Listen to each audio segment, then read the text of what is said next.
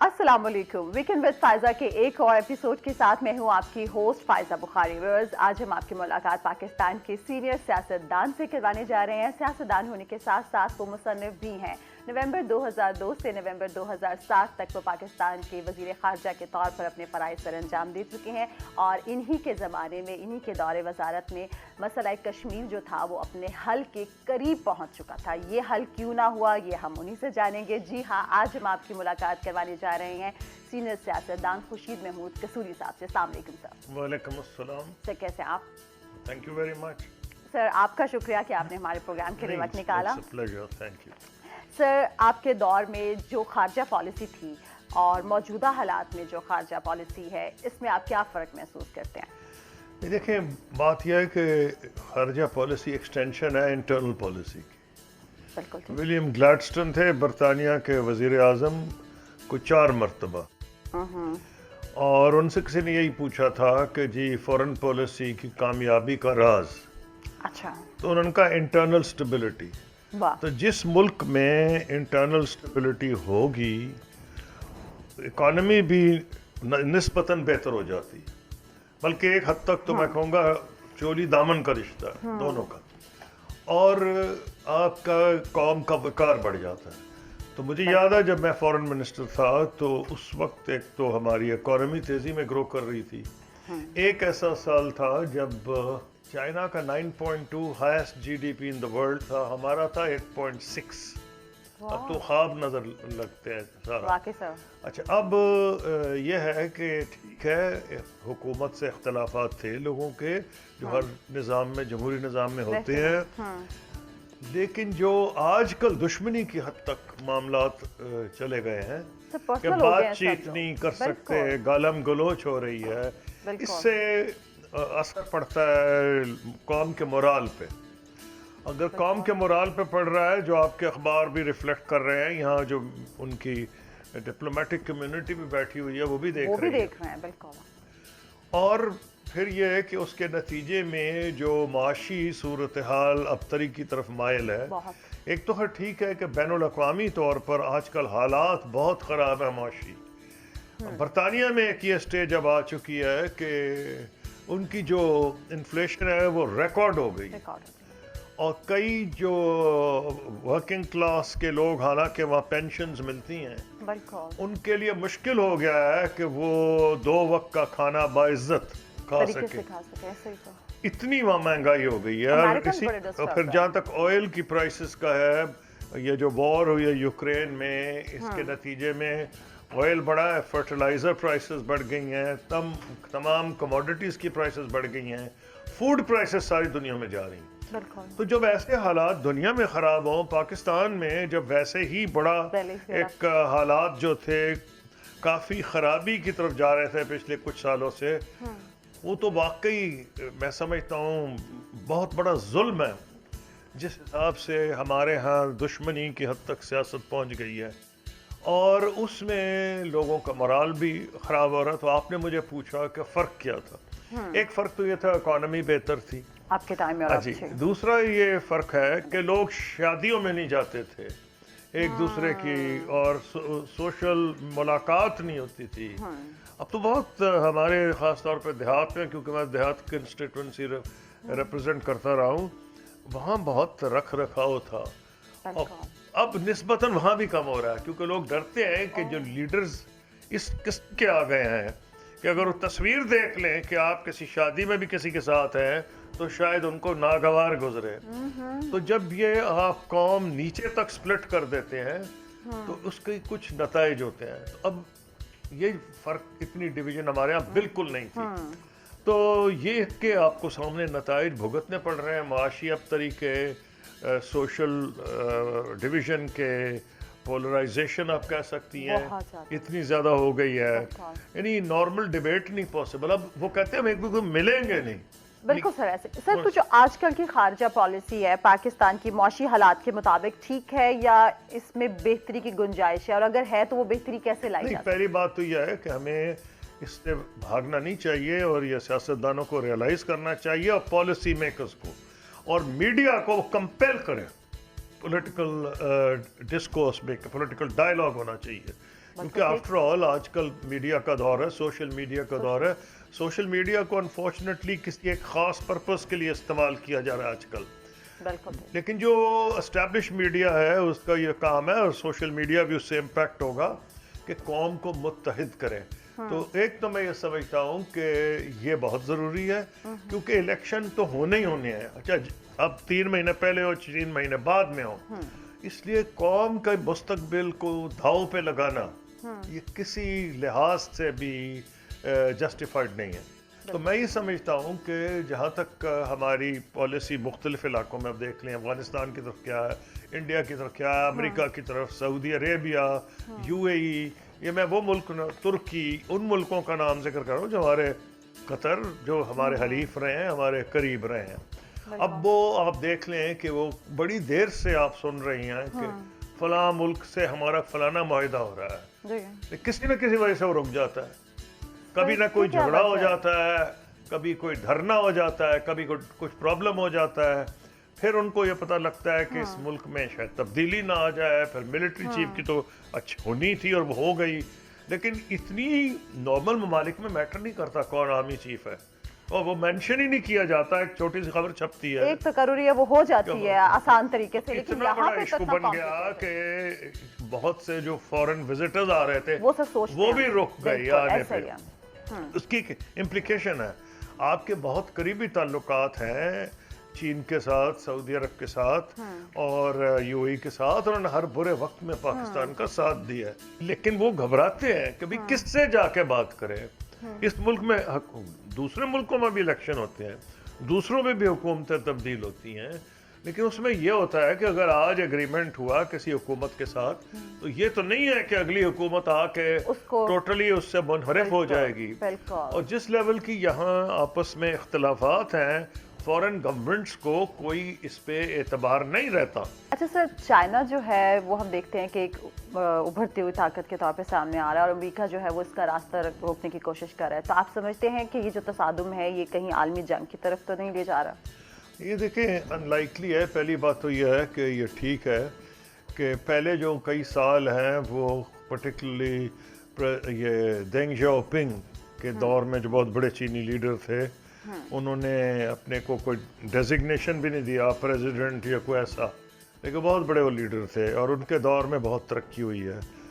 اس دور تک تو چائنا کی بڑی تیز ڈیولپمنٹ تھی, لیکن اس کی جو فورن پالیسی کیئرفل تھی.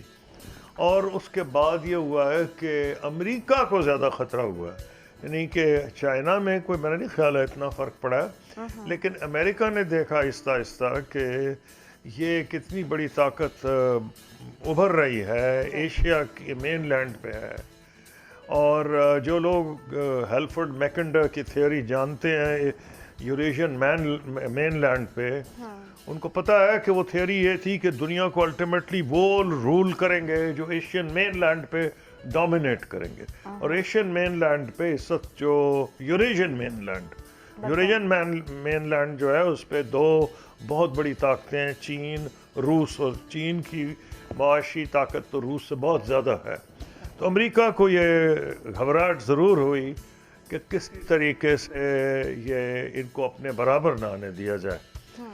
تو ویسے انہوں نے مختلف اس کی وجوہات بتائیں دلائل کے طور پہ کہ جی اس میں یہ اس قسم کی یہ جو ہماری جو کیا کہتے ہیں ہماری جو انوینشنز ہیں, ہماری جو ٹیکنالوجی ہے, اس کا وہ ہم سے چرا لیتے ہیں, اور وہ ہمیں جو قیمت ملنی چاہیے انٹلیکچوئل پراپرٹی کی وہ نہیں ملتی, انٹلیکچوئل پراپرٹی رائٹس ہم کو نہیں دیتے. پھر جو انویسٹمنٹ ہوتی ہے چائنا میں امریکن کمپنیز کی, یہ ان کے دلائل تھے, ان سے زبردستی ٹیکنالوجی شیئر کرنے کو کہا جاتا ہے.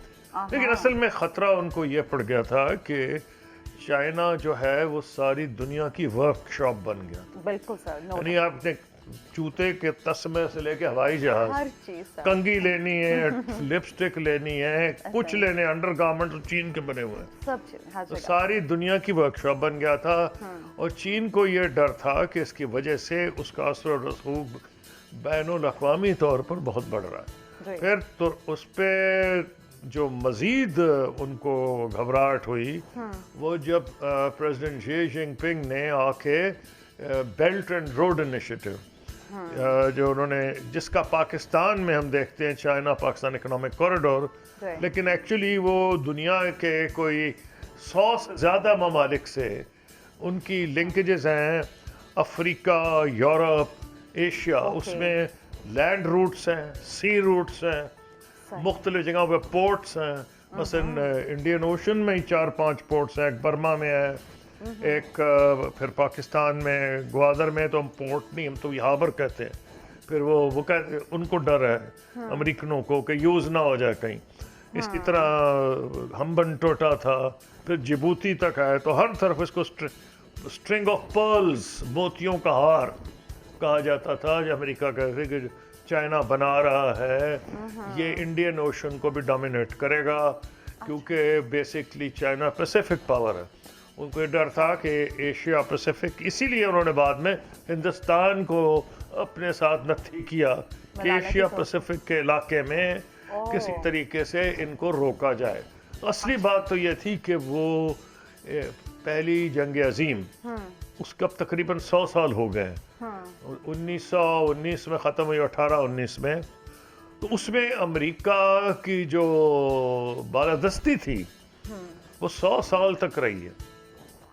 اب امریکہ کی بالادستی 100 سال رہی ہے، لیکن تاریخ کا یہ سبق ہے کہ تمام پاورز، چاہے برطانوی امپیریلزم، برٹش امپائر اتنی بڑی تھی کہ کہتے تھے کہ sun never sets over the British empire, کو ایک وقت میں دن ہے تو دوسری جگہ پہ رات ہے، تو ساری امپائرز نے عروج بھی ہوتا ہے، پھر ان کا زوال بھی ہوتا ہے۔ اب امریکہ اپنی آنکھوں سے دیکھ رہا تھا کہ ایشیا میں ایک بہت بڑی پاور جس کو اپنے ماضی پہ بڑا ناز ہے، چائنا کی ایک اینشنٹ ہسٹری ہے، اینشنٹ سیولائزیشن ہے، تو کہنے کو تو انہوں نے بہت سی وجوہات بتائیں، لیکن میرا یہ خیال ہے کہ اس کو ہم سمجھ سکتے ہیں نیشنل رائیولری، ان کو برداشت نہیں ہوئی کہ جی ایک اور طاقت ہمارے سامنے رائز ہو رہی ہے، تو وہ بلکہ مجھے یاد ہے کہ آج سے کوئی 10 سال پہلے میں نے کیونکہ تقریر میں اس کا ذکر کیا تھا، اکانومسٹ میگزین نے یہ کہا تھا کہ دنیا کو امید کرنی چاہیے کہ چائنا، اب 10 سال پہلے، چائنا اور امریکہ کے درمیان رائیولری دشمنی میں نہ تبدیل ہو جائے، تو یہ ان ادر ورڈز اس بات کا ادراک تھا جو اب ہم کو نظر آیا، لیکن کس حد تک یہ جائے گی؟ ابھی جو میٹنگ ہوئی ہے ایشیا پیسیفک کی، اس میں پریزیڈنٹ بائیڈن ملے ہیں پریزیڈنٹ شی جن پنگ سے، دکھاوے میں تو بہت گرم جوشی ایک دوسرے کو ملے، بغل گیر جو کہ تو امریکن کم ہوتے ہیں، لیکن بہت وارمتھ، بہت گرم جوشی سے ہاتھ ملایا اور بڑی دور ان کی طرف گئے، تو اچھی بات ہے، دکھاوے میں ہی اچھا ہو تو اس کا بھی کچھ نہ کچھ اثر پڑتا ہے۔ سر کیونکہ ہم چین کی اور امریکہ کی بات کر رہے ہیں، تو سر جو چینی صدر کا دورہ سعودی عرب ہے، یہ بھی اگر ہم دنیا کی سیاست میں دیکھیں تو ایک بڑی تبدیلی ہے، کیونکہ سعودی عرب میں بھی امریکہ کے علاوہ کبھی کسی کا سوچا بھی نہیں تھا، وہ گلف کے جتنے بھی ہیڈز ہیں، سربراہان ہیں، ان کو بھی انوائٹ کر رہے ہیں، آپ کیا سمجھتے ہیں کہ اس کے کیا اثرات مرتب ہوں گے؟ دیکھیے بات یہ ہے کہ امریکہ کا یہ خیال تھا کہ جو شاہ ابن سعود کے دور میں، وہ بھی 100 سال ہو گئے، کیونکہ ہم سب 100 سال کی بات کر رہے ہیں، کہ تقریباً 100 سال پہلے، جو 100 سال سے ذرا کم، یہ پریزیڈنٹ روزویلٹ کی میٹنگ ہوئی تھی ابن سعود کے ساتھ، جس میں اس الائنس کی بنیاد رکھی گئی تھی، کیونکہ آئل جو تھا وہ ان کو شروع میں اندازہ تھا تیل جو ہے وہ سرچشمہ ہے قوت کا، اور امریکہ قوت کے تمام سرچشموں پہ اپنی بالادستی رکھنا چاہتا تھا، اور اس میں جو اجارہ بالادستی جو تھی، اس میں جو سعودی عرب تھا اس کا ایک بنیادی کنگ پن کہہ سکتے ہیں بن گیا تھا، اور اس علاقے میں دو، ایک تو شاہ ایران جو نمبر 1 تھے، کیونکہ ان کے پاس بھی تیل کی بڑی دولت تھی اور وہ بڑے ویسٹرنائزڈ بھی تھے، اور سعودی بادشاہ جو تھی، تو ان پہ وہ ریلائی کر رہے تھے، لیکن ہوا یہ ہے کہ امریکہ نے یہ ریئلائز نہیں کیا کہ ساری قوموں میں یہ خواہش ہوتی ہے برابری کی، اور پھر سعودی عرب جو ہے ایک بہت امیر ملک ہے، اور پھر انہوں نے ہماری طرح یعنی پاکستانیوں کی طرح پیسہ ٹوٹلی ضائع نہیں کیا. ٹھیک ہے ان کے یہاں کی بھی جو ایلیٹ ہے اس نے بہت پیسہ اڑایا لیکن کافی خرچ بھی کیا ہے اپنی تعلیم پہ بچوں کی. ٹھیک آبادی ان کی کم تھی, اس کے نتیجے میں ان کی بڑی ڈیولپمنٹ ہوئی ہے اور وہ کافی انویسٹ کر رہے ہیں. پھر وہ ایک ایسے دور کو بھی دیکھ رہے ہیں, تصور کر رہے ہیں کہ وہ دور آئے گا جب تیل پہ ہماری ریلائنس نہیں رہے گی اور وہ جب آئل کے اوپر سعودی عربیہ کی ڈیپینڈنس نہیں رہے گی. تو وہ سائنس اور ٹیکنالوجی میں وہ جا رہے ہیں. اور ایک وجہ جو یو اے ای اور کچھ اور ممالک گلف کے اسرائیل کے ساتھ کوآپریٹ کر رہے ہیں وہ وہی ہے جو اسرائیل کی خواہش پاکستان کے ساتھ بھی تھی کہ بھائی ہم ٹیکنالوجی شیئر کریں گے, سائنس میں آئیں گے. ہماری تو اپنی وجوہات ہیں کہ ہم نے ان کے ساتھ وہ ڈپلومیٹک ریلیشنز نہیں قائم کی, لیکن اب دیکھیں کتنے یہ عرب ممالک ہیں سعودی عرب نے ابھی قائم نہیں کی لیکن ان کے تعلقات بہت بہتر ہو گئے ہیں. تو اس کی کیا وجہ تھی کہ وہ اپنے آپ کو سائنٹیفکلی ایک خاص لیول پہ لانا چاہتے تھے اور اب وہ اس قسم کی جو ہے نا بیکورڈ سیلف آئٹمز یعنی جس میں total reliance on raw material ہو یا کموڈیٹیز ہو, کموڈیٹی کا گندم ہو یا آئل ہو, اس سے آگے جا رہے ہیں. تو اس لیے ان کو دوسرے دوستوں کی بھی ضرورت تھی. پھر جس قسم کا بیہیویئر پریزیڈنٹ بائیڈن کا تھا سعودی عرب کی طرف اور جو عدنان خاشوبی کا جو مسئلہ بن گیا اس پہ ان کی دشمنی ہوئی. پھر پریزیڈنٹ بائیڈن اس وقت صدر نہیں تھے لیکن وہ پریزیڈنشل کینڈیڈیٹ تھے, انہوں نے سخت زبان استعمال کی لیکن ان کو جلد اندازہ ہو گیا کہ سخت زبان کے باوجود ان کو سعودی عرب کا دورہ کرنا پڑا. محمد بن سلمان سے ان کی ملاقات ہوئی لیکن اس کا نتیجہ وہ نہ نکلا جو وہ چاہ رہے تھے. ان کا یہ خیال تھا کہ وہ تیل کی قیمتیں کم کریں گے. ایک تو جو رشیا نے اور یوکرین کی جو جنگ ہے, جو تیل کی قیمتیں بڑھ رہی ہیں اس میں اگر سعودی عرب اور گلف کنٹریز خلیج کے ممالک تیل کی قیمتیں کم کر دیں اوپیک میں تو روس کو نقصان مزید ہوگا اور ویسٹ کی جو معیشت ہے اس کو فائدہ ہو جائے گا. قطعاً ایسا نہیں کیا سعودی عرب نے, انہوں نے وہ کیا جو ان کے اپنے مفاد میں تھا. ان کے اپنے مفاد میں تھا کہ قیمتیں ایک خاص لیول سے نیچے نہ جائیں اور اس کا فائدہ پوٹن کو ہوا جو کہ امریکہ کے لیے زہر تھا. تو امریکہ تو اس طرح کی چیزیں برداشت ہی نہیں کرتا, پسند ہی نہیں کرتا. تو اس لیے ان سے تعلقات کوئی خاص اس لحاظ سے ٹینشن آئی اور امریکن سینٹ میں یہ بات کی گئی کہ وقت آ گیا ہے کہ سعودی عرب سے اثر نو اپنے تعلقات کو ہم جائزہ لیں. اس سے یہ قابل فہم بات ہے کہ چین اور روس کوشش کر رہے ہیں کہ سعودی عربیہ اور گلف کے دیگر ممالک سے اپنے تعلقات بڑھایا ہوا ہے. بڑی ستم ظریفی ہے. اسرائیل بھی یہی چاہ رہا ہے اور سعودی عرب اور دیگر ممالک سعودی عرب میں ریکگنائز تو نہیں کیا لیکن ایک ریزن جو وہ تعلقات بہتر بنانا چاہتے ہیں وہ سمجھتے ہیں کہ اسرائیل بنیادی طور پر ایک یورپین پاور ہے. اس کے بہت کم لوگ ایشیا کے ہیں, ایک یورپین پاور ہے, بڑی ایڈوانسڈ پاور ہے. تو وہی سمجھتے ہیں کہ ان سے تعلق کے ہمارے نیبرز ہم کر لیں تو ہمارے کافی ہمیں ٹیکنالوجی میں فائدہ ہو جائے گا. اور اب بہت بھاری انویسٹمنٹ ہو رہی ہے دبئی میں. اور دونوں ممالک کے لیے بینیفیشل ہوگا. نہیں وہ تو یہی سمجھ کے کر رہے ہیں نا, ان کو اپنے نقصان میں تو نہیں کر اپنے فائدے میں ہی کر رہے ہیں اور بہت بھاری انویسٹمنٹ ہو رہی ہے. اور جو لوگ وہاں جاتے ہیں اب یو ای میں نے بھی دیکھا ہے, اگر آپ یو ای جائیں تو بہت اسرائیلی نظر آتے ہیں آپ کو. ہاں اور وہ انویسٹمنٹ کر رہے ہیں, چھوٹی چھوٹی کیپس انہوں نے پہنی ہوتی ہیں, ٹورزم کے لیے بھی بہت سے آ رہے ہیں. تو دنیا تیزی میں بدل رہی ہے, دنیا وہاں سٹینڈ سٹل نہیں کر رہی. امریکہ ایک ڈومیننٹ پاور تھا. تمام چینجز کا سب سے زیادہ نقصان امریکہ کو ہوتا ہے کیونکہ جیسے ایک زمانے میں برچود تبدیلی آتی تھی, وہ ونڈز آف چینج ہم پڑھتے تھے تو کہا جاتا تھا 1950 60 70s ونڈز آف چینج, وہ برٹش امپیریلزم ختم ہو رہا تھا تو جتنا لوگ آزاد ہوتے تھے اتنا ہی برطانیہ کم ہوتا جا رہا تھا. آج امریکہ کی یہ پوزیشن ہے کہ جیسے دوسرے پاور سیکٹرز رائز کر رہے ہیں, امریکہ نسبتاً کم اہمیت کا, حالانکہ ابھی بھی وہ سپر پاور ہے لیکن امریکہ کو یہ بات پسند نہیں. تو سعودی عرب کو جو آپ پوچھ رہی ہیں یہ بات قابل فہم ہے کہ وہ دوسرے ممالک سے, دوسرے پاور سینٹر سے, اور وہ تو ایران سے بھی چانسز ہے کہ تعلقات اپنے بہتر کر لیں, کیونکہ پرانے زمانے میں یہ ہوتا تھا. پرانے زمانے کیا, ایسے 20 سال پہلے 10 سال پہلے ان کو آپس میں لڑوایا جاتا تھا, سعودی عرب کو اور ایران کو. اب تو ایسی انڈیکیشن بھی ہیں. ہمیں بھی اس سے سبق سیکھنا چاہیے کہ جب دنیا اتنی تیزی میں بدل رہی ہے, ہمیں بھی سب چیزیں بھول بھال کے آگے بڑھنا تو ہم اپنی لڑائیوں میں لگے بیٹھے ہیں. اپنے جو فائدے کا کام ہے وہ تو سر ہم تو آپس میں لڑ مر رہے ہیں. اس کے لیے ذہنی سکون کی ضرورت ہوتی ہے. آپ کے پالیسی میکرز, فارن آفس, ان میں سکون ہو کہ وہ پالیسی بنا سکیں.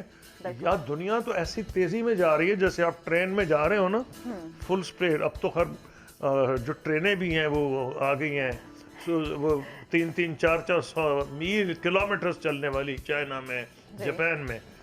ہمارے زمانے کی جو ٹرینیں تھی, آج کل ٹرین فیشنیبل نہیں رہا, تو آپ گاڑی میں بیٹھتے تو وہ نظر کچھ نہیں آتا, تیزی میں درخت گزرے جا رہے ہیں.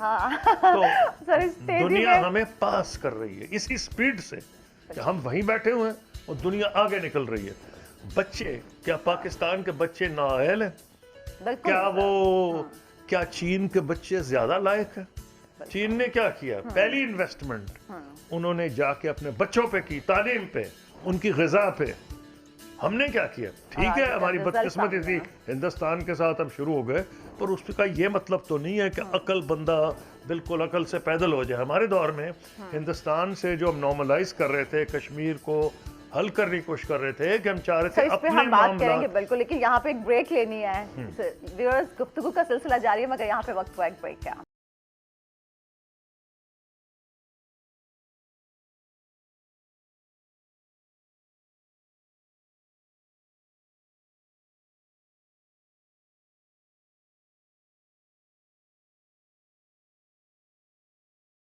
Welcome back. آپ دیکھ رہے ہیں ویکینڈ ود فائزہ بخاری. ہمارے آج کے مہمان ہیں خورشید محمود قصوری صاحب, اور بریک پہ جانے سے پہلے ہم سعودی عرب, چین اور باقی سب کے جو ممالک ہیں ان کے حوالے سے بات کر رہے تھے, ان کی ترقی کے بارے میں بات کر رہے تھے, ان کی فارن پالیسی کے حوالے سے. اب سر میں آپ سے ایک جاننا چاہوں گی کہ اسلام آباد ہائی کورٹ نے حکم دیا ہے کہ عافیہ صدیقی کا معاملہ امریکی سفیر کے ساتھ اٹھایا جائے. تو سر میں نے یہ سنا پڑا ہے کہ عافیہ صدیقی جو تھی وہ آپ کے ٹائم میں ان کو امریکہ کے حوالے کیا گیا. اگر اسلام آباد ہائی کورٹ نے کہا ہے, بڑی اچھی بات ہے, نیکی کی بات ہے, اور عافیہ صدیقی کو واپس لانا چاہیے, ہر صورت میں لانا چاہیے. لیکن اس میں ایک چیز یاد رکھیں کہ یہ ایک سٹیج پہ ہماری طرف بھی ایفرٹ ہوئی تھی, ہمارے بعد بھی ہوئی تھی.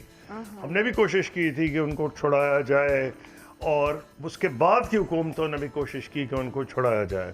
اور اس میں یہ بھی آفر ہوا تھا کہ یہاں وہ جو افریدی جو ہیں, کیا نام ہے ان کا, جو بھی وہ پکڑے گئے تھے اسامہ بن لادن کے کیس میں, جی سر, ان کیس میں ان کو مدد فراہم کرنے پر اس میں ایکسچینج بھی کر لیا جائے. لیکن میرا نہیں خیال ہے کہ دو حکومتیں اس سے تیار تھیں. نہ وہ ان کو ریلیز کرنا چاہتے تھے, نہ یہ شکیل افریدی شاید نام ہے, شکیل افریدی, جی سر, تو انہوں نے, نہ ہمارے لوگ افریدی کو ریلیز کرنا چاہتے تھے. ہمارے لوگ کہتے تھے افریدی نے ایک بہت بڑا, وہ ٹریزن کہہ رہے تھے کہ جی انہوں نے آ کے جگہ بتائی اور امریکہ کی مدد کی ٹریس آؤٹ کرنے میں. جی ٹریس آؤٹ کرنے میں. تو اس لیے, لیکن ایفرٹ نیکی کا کام ہے. امریکہ کے کس حد تک کامیاب ہوں گے امبیسڈر, اس پہ میں کچھ نہیں کہہ سکتا, خدا کرے کامیاب ہو جائیں. لیکن ہمیں اس کی ریٹرن میں اگر امریکن ایڈمنسٹریشن ریڈی ہوگی تو کچھ آفر کرنا پڑے گا. سر آپ ویسے کیا سمجھتے ہیں کہ کیا آفر وہ مانگ سکتے ہیں؟ نہیں, وہ مانگ سکتے ہیں نا کہ جی وہ آپ ہمارے کو بندے چھوڑ دیں, یہی کہیں گے نا, اور کیا کہیں گے. اور ہو سکتا ہے کہ وہ یہ بھی کہیں کہ جی آپ کو ہمارے عدالتی نظام میں جانا پڑے گا, کیونکہ ان کی کنوکشن تو امریکن کورٹ سے ہوئی ہے نا. تو لیکن یہ ناممکنات میں تو نہیں ہے نا کہ اگر American government, Pakistan government agree کر جائیں اب آفٹر آل انہوں نے بہت سزا بھگتی کئی سال سے. اچھا سر، پاکستان کے اپنے ہمسایہ ممالک جن میں انڈیا بھی ہے، ایران بھی، افغانستان ہے، ان کے ساتھ تعلقات مثالی نہیں ہیں. ہم ایسے میں دیکھتے ہیں خطرناک سا جو نقشہ ہے وہ سامنے آتا ہے. آپ کیا سمجھتے ہیں یہ تعلقات کیسے بہتر ہونے چاہیے؟ اور انڈیا کی اگر ہم کشمیر کے حوالے سے بات کریں تو کشمیر کے تمام حقوق انڈیا نے سلب کر دیے اور ہم لوگ یہاں پر صرف مذمتی قراردادیں جو ہیں وہی کرتے رہ گئے ہیں. سر کیا سمجھتے ہیں کہ کشمیر کے ایشو پہ ہم اور کیا کر سکتے ہیں یا ہمیں کیا کرنا چاہیے؟ دیکھیے ایک بات تو یوں ہے کہ تاریخ بدلتی رہتی ہے اور اتنی تیزی میں بدلتی ہے آج کل، جو پچھلے سینکڑوں سالوں میں ہوتا تھا اب دہائیوں میں ہوتا ہے. نریندر مودی 2000 سال کے نہیں ہندوستان کے وزیر اعظم بنے.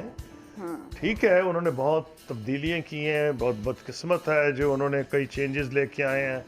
اور کشمیریوں کے جو رائٹس ہیں ایک بات کلیئر ہے، وہ کئی دفعہ کہتے ہیں انڈینز کہ جی آپ کا کیا واسطہ، کشمیر کا تو مسئلہ حل ہو گیا، وہ نہیں ہوا.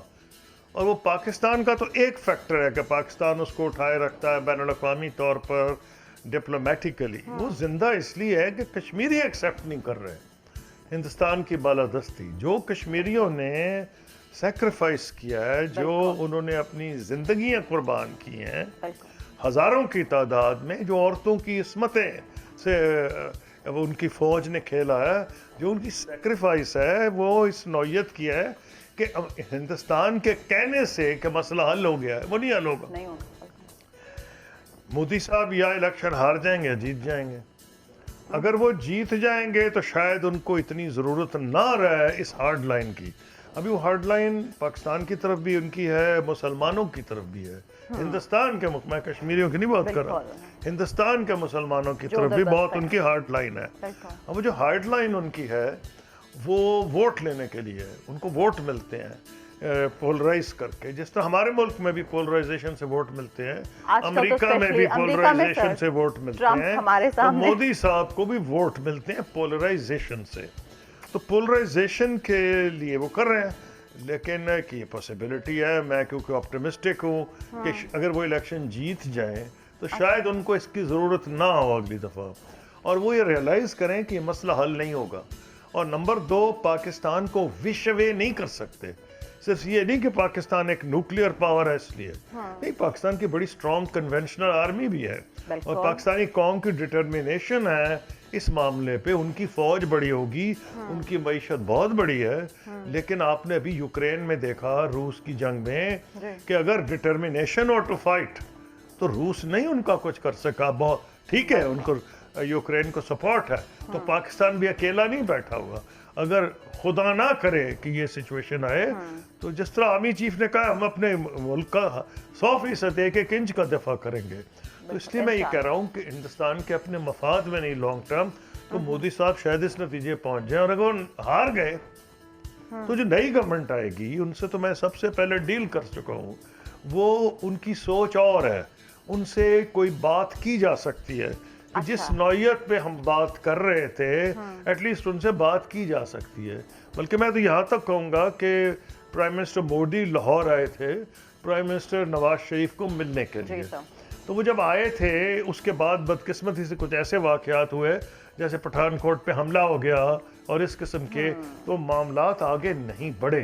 اگر وہ حملہ نہ ہوتا تو ہو سکتا ہے. لیکن میں کہہ رہا ہوں اس کے بعد پھر مودی صاحب نے لگتا ہے اپنی پالیسی تبدیل کی اور انہوں نے دیکھا کہ ہندوتوا پہ ہی مجھے ووٹ پڑ رہے ہیں تو پھر اسی کو چلے. لیکن اس سے پہلے انہوں نے پرائم منسٹر نواز شریف کو بلایا بھی تھا دلی، اپنی جو ان کی وہ اوتھ ٹیکنگ سیریمنی تھی، اور ایشین ساک کے لیڈرز کو بھی بلایا تھا. تو میرا اپنا خیال ہے کہ مودی کو بے وقوف آدمی تو نہیں جو اتنے ہمبل اوریجن سے ایک چائے بیچنے والے کا بیٹا ہندوستان کا وزیر اعظم بن گیا ہے. تو اس میں بیسکلی کو کامن سینس تو ہے نا کہ ٹھیک ہے ابھی ووٹ اس نے لے لیے ہیں، لیکن ساری دنیا کی ہیومن رائٹس آرگنائزیشن، بڑی بڑی جو ادارے ہیں وہ کنڈیم کر رہے ہیں مودی کو اور انڈیا کی رائس پہ جو سب سے بڑا داغ لگا ہے وہ یہ ہے. تو یہ اس کی تبدیلی کی ممکنات ہے، لیکن اصلی وجہ کہ کشمیر کا مسئلہ حل نہیں ہوگا جب تک کشمیریوں کو انوالو نہ کیا جائے. اس حد تک میرا بالکل پختہ یقین ہے کہ، اور کشمیریوں کے لیے اگر آپ نے مسئلہ کشمیر حل کرنا ہے اور ہندوستان کو بھی تب فائدہ ہے کہ کشمیریوں سے وہ اگر کوئی چاہتا ہے حل کرنا تو پاکستان کو اس کو انوالو کرنا پڑے گا. نہیں تو اگر پاکستان ایک پارٹی ہے United nation security council resolutions کی وساطت سے, تو وہ مسئلہ تو نہیں حل ہوگا, تو اس کو پاکستان سے بھی ڈیل کرنا پڑے گا اور کشمیریوں سے بھی. سر آپ کیا سمجھتے ہیں کہ پاک بھارت تعلقات میں ایسی کون سی رکاوٹ ہے جس کی وجہ سے یہ تعلقات جو ہیں یہ بہتر نہیں ہو پاتے؟ نہیں, میرا تجربہ تو یہ نہیں ہے. میرا تجربہ تو بالکل مختلف ہے کہ ہو سکتے ہیں. ایک پیپل ٹو پیپل کانٹیکٹ بڑھانا ضروری ہے. ہمارے دور میں لاکھوں لوگ آتے تھے یہاں سے اور وہاں سے, اور ان کا آپس میں دوسرے ملک میں جاتے تھے تو اچھا تجربہ ہوتا تھا, اس سے تعلقات بہتر بڑھتے تھے. خیر میں تو سمجھتا پاکستان کے ٹورزم کے لیے بہت ضروری ہے, لیکن جو اس کا نتیجہ آپ دیکھیں کہ کرکٹ میچز ہوتے ہیں انڈیا پاکستان کے, عموماً لگتا ہے کہ میدان جنگ ہے. پاکستان کی ٹیم گئی دلی, میں وہاں موجود تھا جب, تو پاکستان وہ میچ جیت گیا دلی میں, اور ایٹماسفیئر بڑا کارنیول تھا اور قسم کا تھا. یہ تو نہیں بھی کہوں گا کہ ان کو خوشی ہوئی پاکستان کی, لیکن ماحول جو تھا وہ بڑا مختلف تھا. لاہور میں انڈیا جیت گیا آ کے, اور مجھے یاد ہے ابھی تک کہ یہاں لاہور کے لڑکے اور لڑکیاں انڈیا اور پاکستان کا فلیگ لے کے قذافی اسٹیڈیم میں بھاگ رہے تھے, ویلکم کر رہے تھے انڈین ٹیم کو. اس کا کیا مطلب ہے کہ جس کو کہا جا رہا تھا ایک ازلی دشمنی ہے, اگر آپ کوشش کریں ماحول کو بدلنے کی تو ماحول بدلا جا سکتا ہے. ماحول بدلنے سے ایسا ایک ایٹماسفیئر پیدا ہو جائے گا کہ آپ بات چیت کو آگے بڑھا سکیں گے. ہمارے دور میں تو آپ کو ڈاؤٹ ہی نہیں, میں نے جو کتاب میں کیا ہے اس کو انڈینز نے بھی پاکستانیز نے بھی, جن کو علم ہے, جو اسٹڈی کرتے ہیں, یہ جو اس وقت موجود تھے کہ یہ ایگریمنٹ جو تھا اس پہ انڈین کی گورنمنٹ, اس وقت کی حکومت, اس وقت کی جو ڈیپ اسٹیٹ یعنی اسٹیبلشمنٹ سب انوالو تھی. میں نے تو کتاب میں نام بھی دیے ہیں کون کون سے جرنیل ادھر ادھر انوالو تھے, سارا میری کتاب میں اس کا ذکر ہے. تو اس کا مطلب ہے اگر آپ اس کے قریب پہنچ سکتے ہیں تو کیوں نہیں یہ ہو سکتا. آپ کہہ رہے ہیں کہ ممکنات میں ہے, اور اسی لیے میرا رویہ لوگوں سے اس لیے مختلف ہے کہ میں نے دیکھا, لوگ اندازے لگاتے ہیں نا, تو میں نے دیکھا ہے, تو اس لیے پاسبل ہے. اس کے لیے آپ کو پاکستان کے حالات بہتر کرنے پڑیں گے, کیونکہ بھارت بھی آپ کا حالات دیکھتا ہے کہ جو آپ نے برا حال کر لیا ہے معاشی طور پر, سیاسی طور پر, تو آپ اپنے حالات بہتر کریں نا. اچھا سر, یہ بھی مجھے بتائیں کہ پاکستان نے تقریباً ہر دور میں ہر موڑ پر امریکہ کا ساتھ دیا, لیکن صدر جو بائیڈن نے پاکستان کو خطرناک ترین ملک قرار دیا. سر ایسا کیوں ہے؟ نہیں, ایسی بات کچھ نہیں ہوتی ہے. ٹھیک بات ہے, ایک سطحی طور پہ تو ٹھیک بات ہے جو آپ کہہ رہی ہیں. ایکچولی کوئی کسی کا ساتھ نہیں دیتا, لوگ اپنے نیشنل انٹرسٹ کو سپورٹ کرتے ہیں. ہم امریکہ کے کوئی اس لیے نہیں سپورٹ کر رہے تھے کہ ہم سمجھ رہے تھے کہ ہمارا کوئی ازلی دوست ہے. ہمارا مفاد بھی ثابت تھا, ہم پاکستان کی فوج کو بڑی مدد ملی ایک ایسے موقع پہ جب پاکستان آزاد ہوئے ہیں, تو ہمارا مقابلہ ہی کچھ نہیں تھا. انڈیا میں انڈسٹری چلی گئی, ان کے انڈیا نے پاکستان کے ویپنز اور سٹورز بھی نہیں دیے. ہمارے پاس فوج تھی, ٹرینڈ فوج, لیکن اس کو عام کرنا تھا, اس کو ہتھیار ہم نے امریکہ سے ملے. اور تو اور ذوالفقار علی بھٹو جو بعد میں امریکہ کے مخالف بھی ثابت ہوئے, انہوں نے ایڈمٹ کیا کہ امریکہ کے ساتھ جو الائنس تھا اس وقت وہ پاکستان کے مفاد میں تھا. عمران خان نے ریسنٹلی یہ کہا ہے کہ جی میں تو خود چاہتا ہوں کہ امریکہ کے ساتھ تعلقات بہت بہتر ہونے چاہیے. اس کا مطلب کیا ہے؟ اس کا مطلب ہے چاہے آپ امریکہ کے خلاف بات بھی کر رہے ہوں, جیسے بھٹو صاحب تھے یا عمران خان صاحب. خان صاحب تو الزامات بھی لگاتے ہیں امریکہ پہ, پھر اس سے پیچھے بھی ہٹ جاتے ہیں. میں وہ کہہ رہا ہوں, اس کا کیا مطلب ہے؟ لیکن اس کے باوجود وہ ایڈمٹ کیا مطلب ہے کہ بھٹو صاحب نے وہ کاغذ بھی پھاڑے, امریکہ کو کہا دیا elephant has a long memory وغیرہ, لیکن امریکہ سے تعلقات ہم نے کوئی ان پہ لیے احسان تو نہیں کیا نا. یا تو آپ اتنے مضبوط ہوں آپ کو ضرورت نہ ہو, یا آپ ہندوستان سے جس سے آپ کا جھگڑا رہا ہے جھگڑے کو ختم کریں. اگر آپ نے وہ نہیں کرنا اور ہمارے لیے ہم چاہتے ہیں کشمیر کا کوئی باعزت سیٹلمنٹ ہو تو اس کی قیمت ہمیں ادا کرنی پڑتی ہے. تو میرا پوائنٹ اس میں یہ ہے, آپ یہ نہیں ہے کہ پالیسی کے بغیر ہر جگہ پہنچ جائے کہ امریکہ نے ساتھ نہیں دیا, امریکہ آپ پہ چارج لگا رہا ہے کہ آپ دھوکہ ان کو دیتے ہیں, آپ کہتے ہیں آپ نے دھوکہ دیا, وہ کہتے ہیں جی آپ ہم سے پیسے لیتے ہیں اور مخالفین کو سپورٹ کرتے ہیں, ڈبل گیم. ہم کہتے ہیں جی آپ کی ڈبل گیم ہے, آپ صرف اپنی سیکورٹی دیکھتے ہیں, ہماری سیکورٹی نہیں دیکھتے. اس میں صداقت کس کے اسٹیٹمنٹ میں ہے؟ نہیں, صداقت تو دونوں ملک اپنے نیشنل انٹرسٹ کو دیکھتے ہیں, کوئی کسی کا فرینڈ نہیں ہوتا فار انٹرنیشنل ریلیشنز میں, کوئی ایسی یاری دوستی نہیں ہوتی. تو آپ پاکستان تحریک انصاف سے ریلیٹڈ کچھ چیزوں کی طرح کر رہے ہیں. یاری دوستی کچھ نہیں ہوتی انٹرنیشنل ریلیشنز میں, قومی مفاد ہوتا ہے. اور قومی مفاد, آپ نے ابھی مجھ سے پوچھا نہیں کہ جی وہ پہنچ گئے ہیں جی فلاں صاحب پہنچے سعودی عرب اور امریکہ کا کیا ہوگا, تو میں نے آپ کو کہا تھا کوئی ازلی دوستی دشمنی نہیں ہے. اس وقت سعودی عربیہ کا اور امریکہ کا وہ انٹرسٹ تھا, اب انٹرسٹ سعودی عربیہ کا بدل رہا ہے. تو ریزن بڑا سمپل ہے کہ جی وہ اپنے قومی مفاد دیکھ رہے ہیں, آپ کو بھی اپنا قومی مفاد دیکھنا چاہیے. اور ہماری بدقسمتی یہ ہے کہ ہم صرف اسی بات پہ خوش ہیں کہ ہماری بڑی اسٹریٹجک لوکیشن ہے, یا وہ میں نے تو کتاب میں مذاق پڑھا ہے کہ we are a bridge to this that, کہ جی ساؤتھ ایشیا ویسٹ ایشیا. تو میں نے کہا برج کا ہے بھائی, تمہاری برج تو بند ہے, آپ کا تو کوئی برج ہے ہی نہیں, کوئی ٹریڈ آپ کیسے خاک کریں گے. آپ کی جو پوزیشن ہے وہ کیا ہے؟ آج کے دور میں ترقی ہوتی ہے, ریجنز کرتے ہیں, یورپ, آسین, یہ پاکستان سے پیچھے آسین ملک تھے, یہ جتنے ملک تھے پاکستان سے بہت پیچھے تھے, انہوں نے ڈیولپ کیا ریجنلی, یعنی کہ ریجنل پورا ساؤتھ ایسٹ ایشیا ریجنلی آسین میں ڈیولپ کیا. ساکھ کی بالکل جان نکال دی گئی ہے, اس کی وجہ سے ہے کہ کوئی کنیکٹیوٹی نہیں ہے. اگر کنیکٹیوٹی میں پاکستان کا مفاد ہے, اور ہم بڑے خوشی میں کہتے ہیں کہ ہماری اسٹریٹجک لوکیشن بہت بڑی لوکیشن یہی ہے نا کہ آپ جوڑتے ہیں ساؤتھ ایشیا کو, ویسٹ ایشیا کو اور چین کو. تو آپ کے یہاں تو ٹریڈ ہی کچھ نہیں, نہ افغانستان سے, نہ چائنا سے, نہ ایران سے, ڈائریکٹ تو کچھ بھی نہیں ہے. تھوڑا بہت ایران سے ہے, افغانستان سے بھی ہمارا جیسا ہے ویسا ہے, آپ کو نظر آ رہا ہے. اصلی دو بڑی طاقتیں ہیں چین اور ہندوستان. ان کے ساتھ ہمیں آپ کی اگر دونوں کی آبادی ملا لیں تو 30% دنیا کی آبادی ہے, بیچ میں پاکستان ہے. تو اگر آپ سوچیں اسٹریٹجیکلی, دور اندیشی سے, حالات وہ پیدا کرنے چاہیے پاکستان کے مفاد میں ہے کہ پاکستان کو فائدہ ہو. پاکستان کو فائدہ تب ہوگا جب اس خطے میں امن ہوگا اور سارک جو ہے اس کی کنیکٹیوٹی کا ہم فائدہ اٹھائیں گے. ہم نے ہندوستان کی ہٹ درمی ہے, مودی کی ہٹ درمی ہے, وہ تو اپنے ملک میں کر, ہم نے تو اپنی بات کرنی ہے نا بھائی, ہمیں کس بات کا فائدہ ہے. ہمیں اگر فائدہ اس میں ہے کہ ہر وقت ہم ایسی پالیسی کریں جو ہم نے ماضی میں اپنائی ہے, تو پھر آج تو ہمیں دنیا کا لیڈر ہونا چاہیے تھا.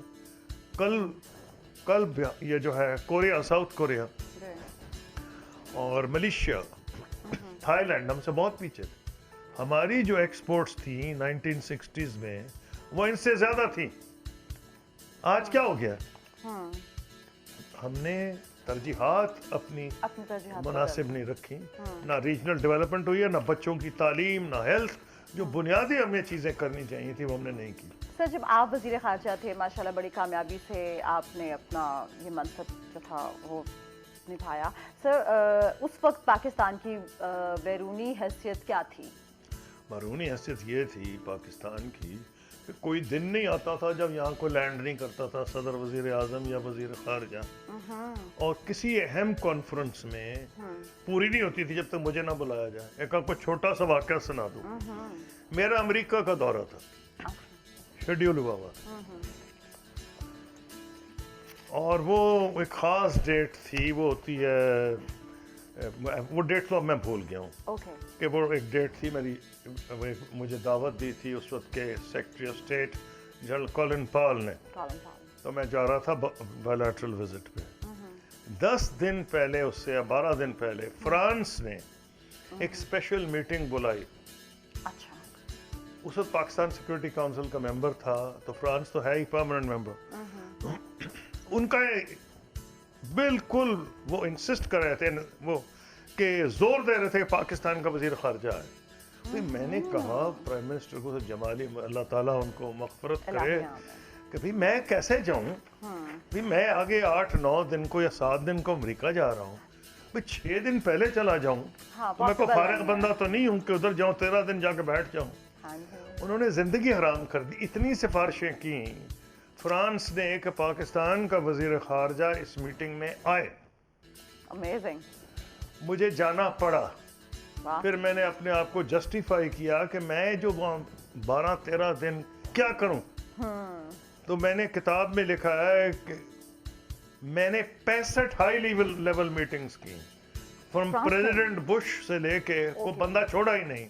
Secretary of state, secretary of defence, national security adviser, attorney general کو بندہ چھوڑا ہی نہیں، کیونکہ میں نے کہا اب میں نے حلال کرنی ہے وزٹ. بالکل یہ پاکستان کی اہمیت تھی کہ وہ ایک میٹنگ کرنا چاہ رہے تھے. یہ شاید this was about probably attack on America کا تھا، وہ شاید اٹیک کرے گا اس پہ عراق پہ یا کوئی اور مسئلہ تھا، میں بھول گیا ہوں. لیکن انہوں نے کہا پاکستان کا وزیر خارجہ کا آنا ضروری ہے. زبردست ہے. ہاں تو کوئی فرق تھا تو کہتے تھے بہت سر فرق تھا. اچھا سر، آخری سوال یہ کہ اس وقت بلاول بھٹو صاحب جو ہیں وہ وزارت خارجہ کے منصب پر فائز ہیں.